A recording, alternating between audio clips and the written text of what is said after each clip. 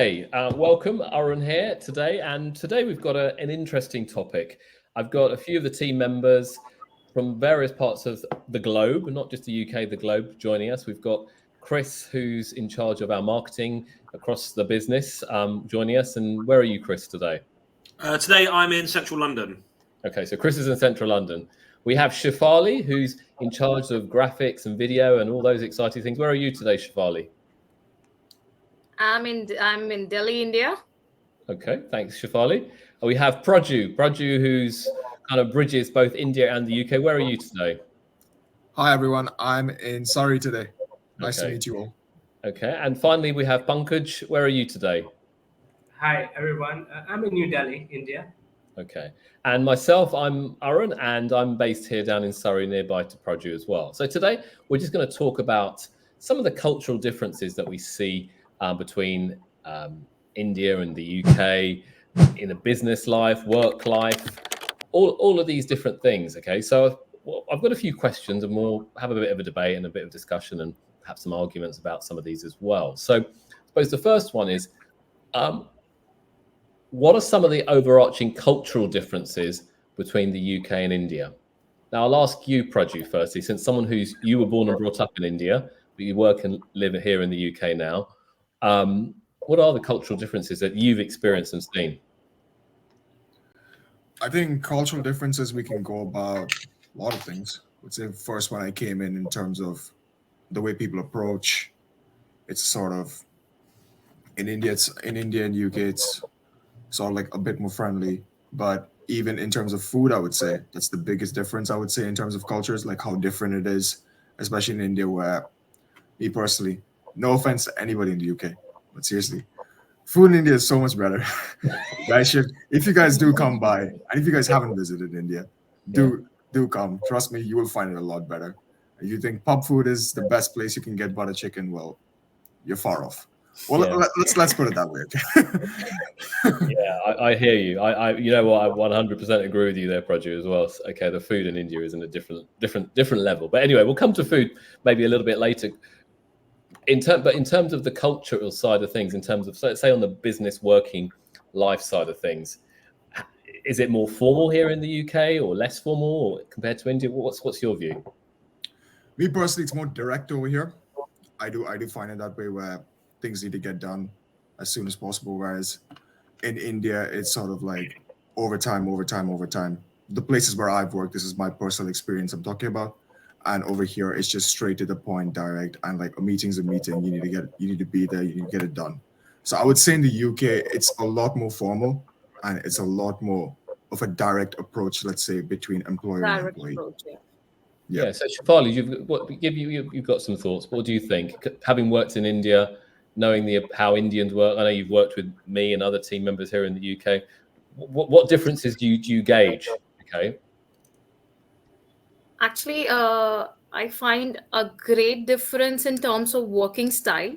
So, as Praju mentioned, that there is a directness in UK culture for sure. I never get a chance to be in UK, but yes, I got a chance to be working with the people here in Samara. So yeah, I feel that there is a directness. So we can directly approach, and there is no overtiming for sure. So yeah, we are quite just we can talk straight to the point. There's more like that. So the work process become little easier, actually quite easier for in that way, and that's make interesting. That make quite interesting your work. Little bit easier and everything. So yeah, that's the one of the main difference, I would say. Okay. About you, Chris, you're obviously born and brought up here. You're working with remote teams, not just in India, but elsewhere you have as well, I know. And what do you feel are the cultural differences? Yeah, that's interesting. So I was going to say the complete opposite. I feel my interaction with Indian work culture so far it's been much more formal on that side than the English side. Because, I mean, Aaron, you'll know, our meetings are usually us calling each other names, making jokes. And it's very, very informal. And then when we started working with the India teams, and to like be called Mr. Chris and stuff like that is just something that's never happened before. So yeah, that's interesting. I'd have said the complete opposite. I think it's a lot less formal here, but I think that's something that everyone kind of dropped quite quickly. Yeah, I agree. We kind of got used to our way of. We told them, don't call him Mr. Chris, just call him Bearded Chris or whatever it is. Yeah. that was being polite there, but anyway. Okay, all right, no, you're right, and I think there's just differences between those. And Pankaj, what's your view? I know you've worked here in the UK historically at some large organisations, and now you're in India. What's your view? So I can see a major difference here. So when I was in UK working with the UK on the project with UK people, so the communication was more direct, and whenever there is an issue in the project, they used to just discuss in a meeting in front of everybody. But whereas in India, if it happens, then that discussion is going on one-to-one, not in the public. It's first given the feedback to the person, then only discuss with somebody else. So this is a major difference I can see in UK and India. Also, while taking breaks, I saw in UK we used to go we used to go and lunch together out during the afternoon lunch, and we used to go out of the office and enjoy maybe a beer lunch or whatever. But in India, it's like people are taking their own break, like in 15 minutes break for tea, lunch, and other breaks. So there's a major difference in the working style, and giving the feedback to individuals, employees. I can see a major difference here. Okay, so on that note, then, interesting point you highlighted. Like, so does here in the UK, obviously things have changed post-COVID, but does socializing in the UK, socializing afterwards, after work, going to the pub was a big thing. It's definitely reduced now, okay. But in India, does that happen in terms of people socializing outside of work? Does that happen or not? Yes, a lot. Around these days, we go out. We make sure that we take our team out every 15 days to bring that culture here, the UK culture in India. We go to lunch. We celebrate all the festivals. We go out. We talk to each other. Spend some quality time in a team, so that people open up and they just talk about not only work but also about the personal life. That brings all the employees closer to each other, and so it is for the benefit of their personal thing and also for us. So individuals are growing, they are discussing things, and we are going in the right direction. We are just following UK culture now. Yeah, well, I don't know if that's the right direction though. I'll be honest with you. Soon. Yeah, I wouldn't be so sure. I wouldn't be saying the UK is the right way, but certainly not. But I'd say it's a way, okay. And I think it's really about taking the best of both worlds, okay. So if I look at India, I've been lucky enough to go to India many times. I've worked and born and brought up here, worked here in the UK in large companies now in our own business and stuff. There's good and bad, and I think one thing I certainly saw in our recent trip to India, I thought that the relationship between team members was actually quite close. Okay, even though the team worked quite remotely, they were quite close and very supportive, and talking about, I don't know, families, and I think the word family comes into play here quite a lot in India. I think family impacts people's choices. So a very interesting point you told me when we had this recent trip to Goa was that you had phone calls from some of the parents of some of the team members, younger team members, coming to Goa to check what's going to happen, what's going to go on, and all these types of things, which was like, wow, okay, they're checking that their child or daughter or son would be okay going to Goa from Delhi. And that to me was like, wow, okay, that certainly wouldn't happen here in the UK, would it, Chris? No, that's something you'd probably be mocked for quite. Yeah, absolutely. Whereas here in the UK, that would certainly be, kind of what the hell's going on here. So that was just cultural differences. So sensitivities around family. Praju, on that note, in terms of family, does that am I right in saying that? Do you think that's India has the family dictates where you work to some extent? The family dictates what you're going to do. Do you find that or not? I do think that a little bit. Like, so when, especially, I mean, I know my parents as well. Like, if I was going to travel somewhere, they'll be like, okay, so what time are you gonna get there? What time are you gonna leave? Who's gonna be there? Do you know anybody? So it's just those sort of things. Of course, like it's probably because I'm in a different country, but even if I was gonna work somewhere, it's gonna be the similar thing. In the UK, I haven't really experienced it that much, or I haven't really heard from anybody else, let's say, who works here, that their parents are like concerned as like where they go or what they do. But Sure. I don't think it would be in terms of like a cultural India UK thing. I think it's just in between what parents are. I think it's just perspective, to be honest. Sure. I don't think it's just a difference in cultures. I just think it's how parents are normally supposed to be. That's what I think. And Shafali, you got any thoughts on this thing, as I mentioned? Yeah, actually. So it happens in India a lot that there is an influence of parents always in your thoughts, in your day-to-day life. But however, it's changing. The globe is changing. The world is changing. There is a great influence of parents. However, I take it. I think this is a beautiful thing. So somebody's concerned for you. I think so. Family matters a lot here in India, and that's why we enjoy each and every moment with them, so that makes you a better person, I guess. So I think this is a beautiful thing here in India, that it is like the bonds are very special. It's really doesn't matter that you have with your family only, it's with friends, it's with people you connect with. So yeah, bond, they share a great bond together. So yeah, it's a beautiful thing, so that makes you actually connect with more and more people. So Sure. maybe that's why people, whoever come here, so feel that there is a different vibe. So maybe and Yeah. we, Yeah, you're yeah, right. that You're right. beautiful thing. You're right. You're right. And I agree with you. Okay. But then Chris said a minute ago that if you did that here in the UK, you'd be mocked or laughed at. Do you want to expand on Yeah, that? It'd be yeah, light-hearted, it'd I be do know friendly, that. but yeah, In a it'd be light-hearted there way. would be mockery.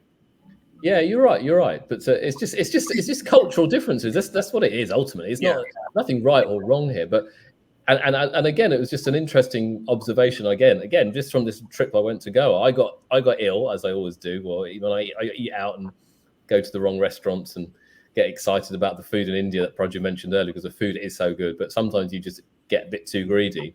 And I remember getting ill, and this is etched in my memory, is that a lot of the young ladies, including Shafali and everyone, were so concerned. They all went to get medicine and give me their mother's remedies and do this and do that. It was like, Christ, it was just like, I told Sweeta, my wife, this, and she said, "Oh, that's so sweet. That's the Indian way, though." But that is the Indian way, okay? And I think one thing, and I have to be very honest here, Indians like to get involved. They want to be busybodies as well. They're all very nosy, okay? That's what I've found. They all want to get involved. Yeah, am I right in That's saying? true. Yeah, Yes, you that's get absolutely involved. When sometimes someone does, I don't need your help. I don't need you to get involved. Right, Okay? right. Do you agree with that, Pankaj? Yeah. Yeah. So adding to Yes, that, yes. so in We India, feel the same sometimes. yeah, we are living with our parents. 80% of Indians, they live with their parents and their sister and brothers.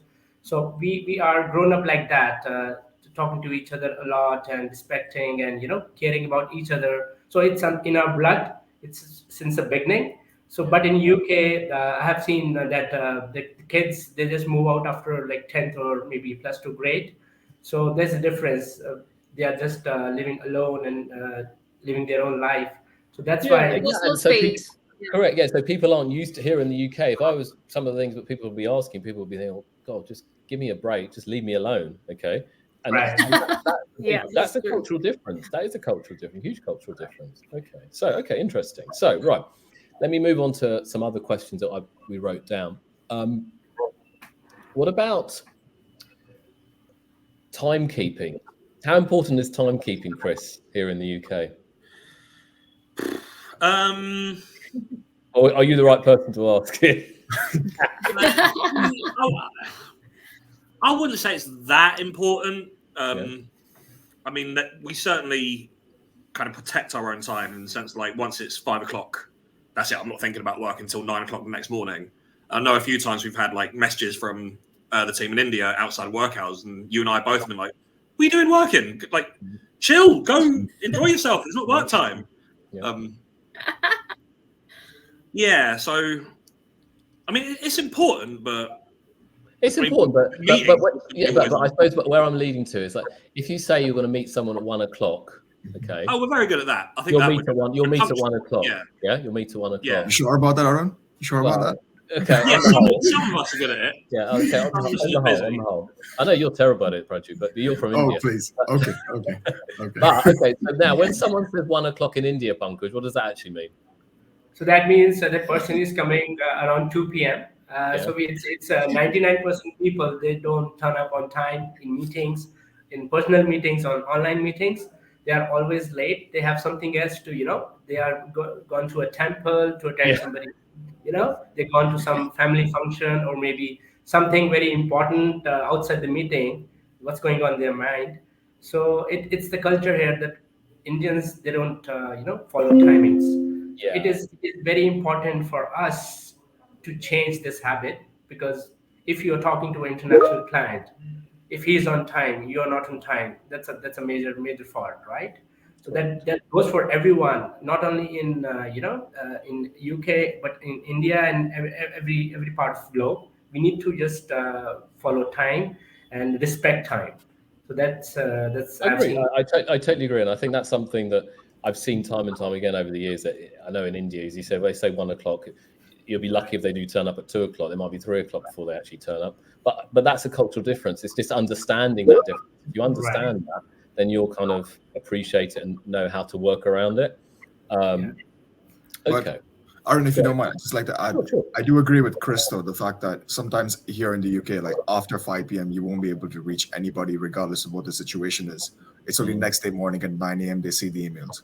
Yeah. But in India, it's more like sometimes it's very early before 9 that they might respond to you, or even late. They'll be working overtime, like Shefali said. Overtime is something, it's quite constant over there, whereas in the UK, it's more like 9 to 5. Where I'm done, I'm going to the pub. That's it. You're not hearing if I'm not being paid to work, you're not think about work. You I'm won't not hear going from me to tomorrow. work. So we can say that if Indians are late enjoying the meeting, they can just cover up after working hours. They can just work 1 to 2 hours late and cover up that. So I think that's right, actually, because I think the Indian might have, instead of an hour lunch break, they have a 3-hour lunch break, but then they'll make up for it working late. So that's kind of. We always reply on the messages if we are on lunch break, but we still manage to reply, and so there's a kind of difference here. Okay, all right. And then I suppose, let me ask another question. So obviously we live in a multicultural, multi-religion world, okay? So does religion have an impact in terms of how we work internationally from your perspectives in today's world? Chris? It's certainly not I impacted doubt that. me. No. The closest we get to really having anything to do with religion That is really depends on posting person on a to religious person. Yeah. holiday. Yeah, posting on a LinkedIn or an Instagram post to celebrate it, or taking Easter off. Yeah. Other than that, no, I wouldn't say it's has an impact. And Shefali, how about you? What do you think? Being in India, I know everyone's more. Some people are more religious than others, etc. And there's no right or wrong here. But do you feel that's a major issue in terms of that? I don't consider that it is a major issue. Laid back, previously, earlier, it was, but nowadays things are changing. People are religious.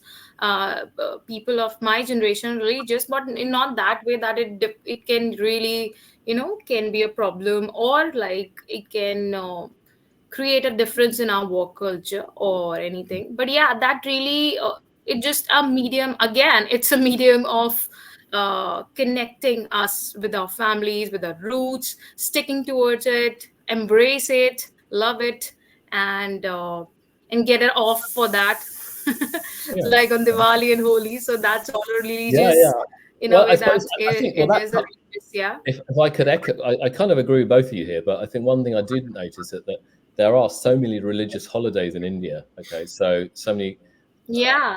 So many, and whether it's kind of Hindu or Christian or Hindu, Muslim, there are many, and I think that's something. There are a lot of. Yeah, and therefore the public holidays are plenty, so we have to work around those. And I suppose that's one thing about India. It's as a secular country, it's embracing these different religions, okay, but what happens then is there are plenty of public holidays that happen, that and how that impacts the working pattern. But That's why maybe that's why we overtime. We do the overtime. yeah, maybe We compensate. maybe. Yeah. Okay, so We have a lot of public holidays, and yeah. yeah, I know. Tell me about it. Okay, and then what about academics? Actually, this is an important aspect. So, how important is academic achievement considered here in the workplace, Chris? What do you think? It depends on your job. If you're not a doctor or you need a vocational degree, then I don't think anyone really cares. As long as you know what you're doing. I mean, look at me with marketing. I basically taught myself everything I know about marketing on the job. Sure. I didn't do a degree in marketing at all. I did one in philosophy, and a lot of good that did me. So I don't think it's that important here, really. If you don't need it for your job, then I mean, most people here, from what I know about people who went to university and stuff, they went to party. They didn't go to unless they went to do a medical degree. They just went to have a good time, parties, have stories, live on campus, that kind of thing. And that's certainly what I did.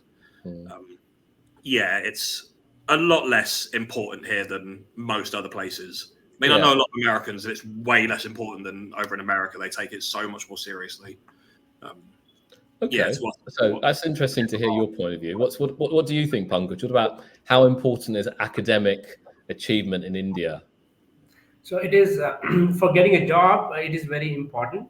So see, if somebody has done a commerce degree and when he wants to go in a commerce, in the accounting job, it is very important for that person to achieve a good percentage in the qualification, the bachelor's or master's.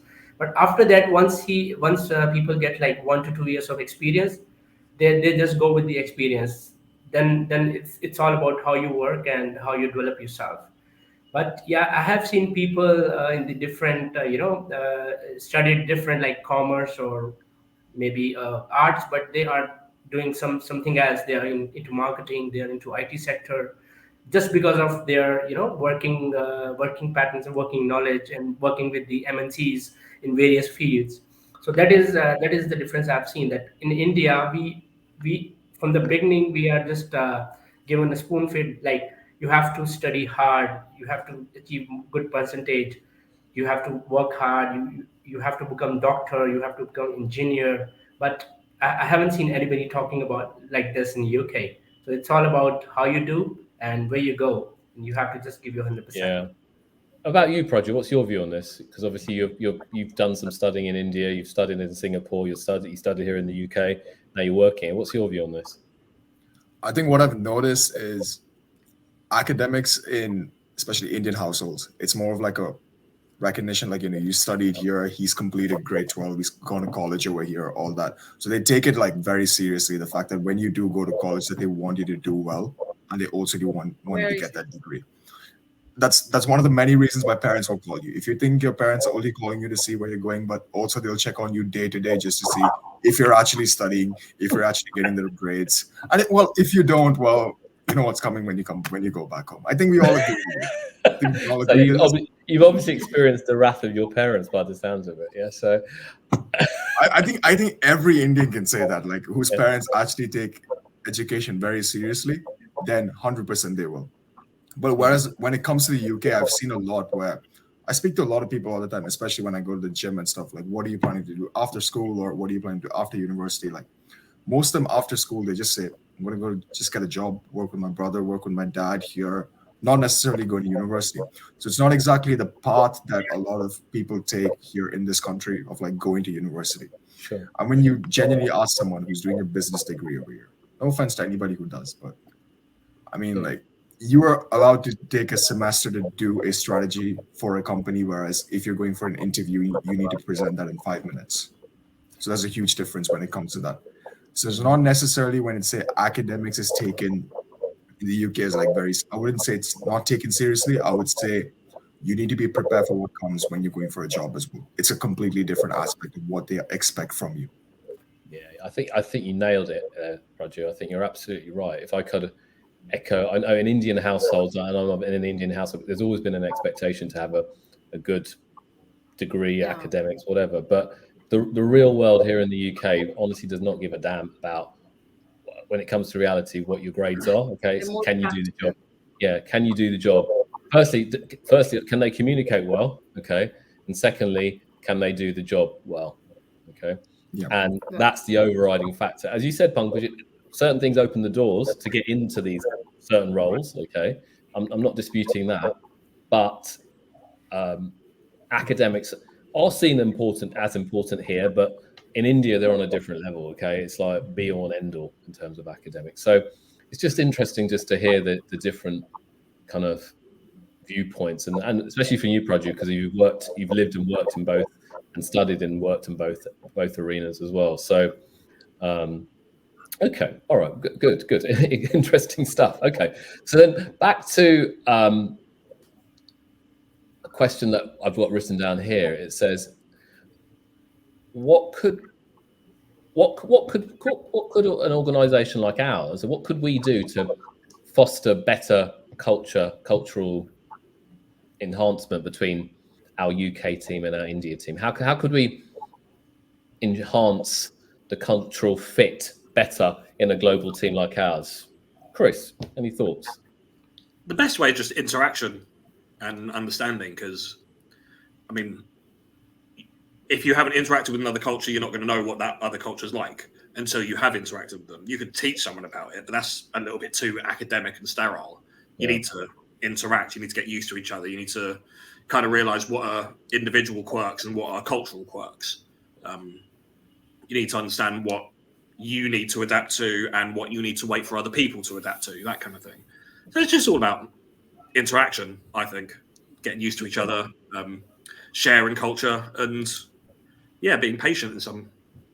Yeah, I think being patient is an important aspect as well. You're Yeah. right, because sometimes people come from completely different ends of the spectrum, and understanding that how things fit together is important. How about you, Pankaj? What do you think? Yeah, so Arun, here I would say that it's more about respecting and talking to each other like more often, like talking about the festivals, talking about the food, going on online meetings when we have Indian festival. Also, when there is something in UK, you can just go online and interact with people, and you just interact and do some fun activities together. So that will bring the Indian and UK people more closer to each other, and Mhm. they will be comfortable and get more involved in day-to-day things. So that's my Okay, viewpoint. all right. How about you, Shafali? What's your view on this? Oh, I think her internet connection's not working properly, so we'll come back to her in a moment. Praju, how about you? Any thoughts? I do think it'll be going down to the initial misunderstandings that both teams will be going through, especially in terms of language, like the way we speak English in the UK and the way we speak English in India. It's going to be a lot of misunderstandings, and also in terms of values and traditions and just like keeping that in there. So initially, it's going to be a problem for, let's say, whoever you work with, your colleagues, your clients, or whoever. So you're going to have that issue, especially if they're two different countries, and then you just need to work through it and just like collaborate and just coordinate and just do that. So the quicker you get through those misunderstandings and just like understand, okay, fine, this is how this person speaks, so I need to like go and say, rephrase this a little bit better, or the other person might also think, okay, fine, like this is how he works and that's how he works. So it's just those simple things, and like when to reach them, when not to reach them. It's just the initial misunderstandings that I'd say both cultures have to go through. Okay. And Shafali, welcome back. I saw you got cut off, but in terms of enhancing the cultural differences and making us work closer together, any suggestions, any thoughts? I think adaptation is the key to address it. Uh, there always are pros and cons in everything, and in the culture as well. So I think adapting all the good things from all both the cultures, that will help us to grow better and bigger. That's what I believe. And there are definitely beautiful things in both the cultures. I embrace both because I'm working with both. Like, I'm living in India and working with UK. I'm feeling terrific. I'm feeling really good. I'm so I personally believe that all the good things we can adapt and and we can improve ourselves that what we are doing bad, and give others the opinion that what we are doing good, so that can help us to knit closely and work more Okay. in a better way. Better That's way. what I Okay. think. Okay. If you don't mind, Aaron, just want to interject, just give one example here. It's like when I first came to the UK, it's like when they ask you, are you all right? So that one phrase, it's like when you hear it for the first time when you're from another country, and like the way they say, hi there, you all right? Yeah. Like, what they really want to say is, how are you? Or how are you doing? That's it. So a lot of people won't take that in a way like, what do you mean am I all right? Like, yeah, I'm fine. Like, how are you? So it's just that misunderstanding, that cultural. Miscommunicate. Yeah, that's a really Misunderstanding, common not one. That's a miscommunication. really common one, Misunderstanding. especially when you're asked that in, like, Yeah. let's say, if you land and you go into immigration, they're like, are you all right? Like, yeah, I just landed. Yeah. What do you think? Takes them a long while to realise that the correct response to "you're right" is "you're right." Yeah. Yeah, You ask them straight back. We're not looking for an answer. It's just yeah. hello. So you're right. You're right.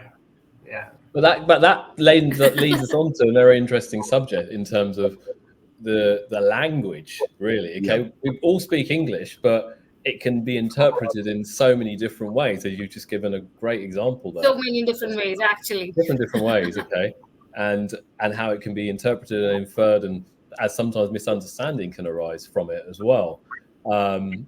I'm trying to think of another example now. Chris, you got any It's examples? stuff like, instead of saying something's good, we'll say like it's not horrific. Yeah. Things like that. Like the way we play with language here is a little bit unnecessary, confusing sometimes, but it's also a lot of fun. It can be fun, but also A lot of double sarcasm. negatives, a lot of And understatement and sarcasm. exaggeration. Sarcasm. A lot of sarcasm. British are very sarcastic, okay, and people can take that the wrong way sometimes. Okay, no, fascinating. So I thought I'd just, before we wrap up, we'll just loop back to what something Praju said at the beginning, the food of India. Okay, how in a different league that is to the UK. So you've obviously bridged both cultures. Okay, what do you miss of Indian food back in India? And I now, but before you answer that, Praju's from South India, so he's from the Kerala region. So its cuisine is very different to, say, some of the stuff you might understand and know here in the UK. So Kerala food. So what do you miss? Everything. Oh. I'll just say it straightforward. Everything. Everything. Must be something specific. There hasn't been an Indian restaurant over here where I've gone and said, you know what, this is fine. Like, is that right? There hasn't been anything. It's not in just South Indian food. It's even North Indian food. Sure. Let's put it that way. There hasn't been a place. Fair enough. Okay. And Chris, if you haven't been to India yet, but I'm sure you will do very soon. But yeah, we keep saying we're going to send you out there, but absolutely, we'll get you out there soon. But what food are you going to hold up to support the British flag here? So that's a tough one. it'd be chicken tikka masala, really, wouldn't it? Well, yeah, So, I mean, which is the Indian chicken tikka. I mean, the obvious one is stuff like fish and chips and Sunday roast and Oh, God. fry-ups, which no one actually eats. Yeah. But you can never go wrong with a Tesco meal deal. Yeah. Love it. Sandwich, packet of crisps and a can of Coke. Try. You lost already. You lost already. Curry.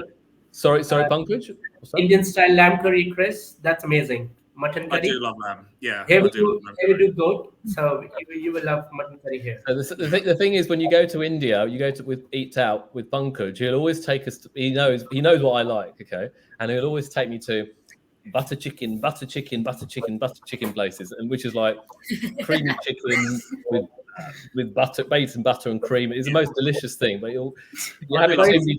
My belly is all for times butter in a now. week. You have it too many times in a week, you'll have a heart attack, basically. But it is the most delicious thing, okay, you can have. But He's truly a North Indian. Yeah, that's a proper North Indian dish, a North Indian dish, Shafali. And about you, Yeah. Shafali, what's your recommended meal for Chris to have when he goes to India? See, I'm a vegetarian, so Yeah. I really don't think whether he like it or not. So it is Oh, I love important that he vegetarian likes vegetarian or not. No, I love Sorry? vegetarian food. He likes I love vegetarian. vegetarian food. He likes vegetarian, Shafali. So, I think my connections is really poor.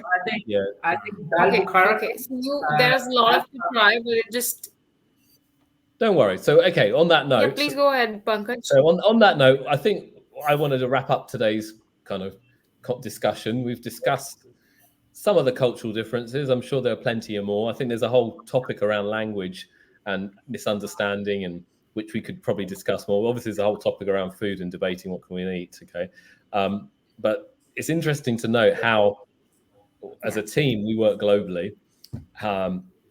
The differences that there are there culturally between the UK and India, but that's that's the most important aspect of growing a global business is how you understand people, how you adapt to situations, how you treat people, how you communicate with people. And I think for anyone who does watch this recording at some point, if you are venturing overseas, you are venturing into the Indian market, understanding the culture, understanding the people, understanding how the people think and how they interact is absolutely paramount. Okay, absolutely. You don't get that, your venture will not succeed. I can tell you that now. Ultimately, it's all about the people and how you deal with people and how you understand the people. And if you get that right, then it's going to be a real success story. So I'd like to wrap up today. Thank you, everybody, for participating. It's been an interesting topic. It's Thank you given for me having more us. ideas. So I'll drag you into some more calls at some point in the future. Okay, so thanks, guys. Oh, wait. Thank you. Thank you. Have a Thank nice you. day. Love Thank you very much. Thank you. Thank you. Bye, everyone. Bye.